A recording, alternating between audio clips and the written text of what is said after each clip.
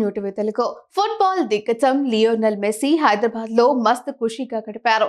Goat India tour లో భాగంగా హైదరాబాద్ విచ్చేసిన మెస్సీ ఉప్పల్లోని రాజీవ్ గాంధీ స్టేడియంలో అభిమానులను ఉర్రూతలూగించాడు. అలాగని జెర్సీ ధరించి మైదానంలోకి దిగి తన మార్క్ గోల్స్ తో ఈ స్టార్ ప్లేయర్ చెలరేగలేదు.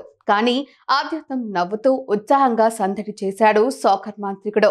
అనంతరం బహుమతి ప్రధాన కార్యక్రమంలో మాట్లాడుతూ హైదరాబాద్ వచ్చి మిమ్మల్ని కలుసుకున్నందుకు చాలా సంతోషంగా ఉందని ఫ్యాన్స్ ను ఉద్దేశించి అన్నారు.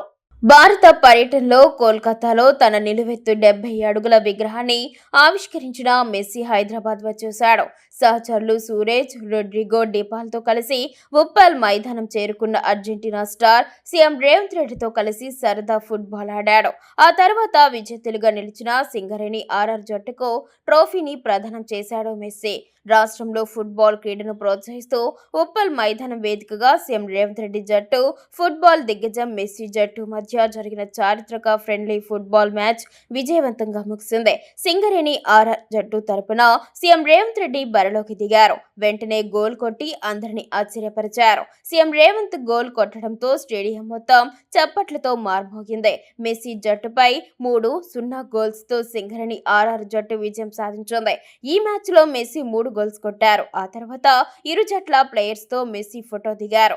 రేవంత్ రెడ్డి పక్కన నిలబడి సూచనలు చేస్తూ సరదాగా కాసేపు మనవడితో ఆడించారు. అనంతరం మాట్లాడిన అతడు, ప్రతి ఒక్కరికి హలో, ఈ రోజు నా కోసం ఇక్కడికి వచ్చినందుకు, నాకు గొప్పగా స్వాగతం పలికినందుకు మీకు ధన్యవాదాలు. ఇక్కడికి రావడానికి ముందు నేను చాలా విషయాలు చూశాను. మీరు నాపై చూపిన ప్రేమాభిమానాలు చిరకాలం గుర్తుండిపోతాయి అని చెప్పాడు. గోట్ ఇండియా టూర్లో 3వ అడుగు ముంబైలో వేయనున్నాడు మెస్సీ. డిసెంబర్ 14 ఆదివారం అక్కడ కొన్ని కార్యక్రమాల్లో పాల్గొని డిసెంబర్ 15 సోమవారం ఢిల్లీలో మెస్సీ సందడి చేయనున్నారు.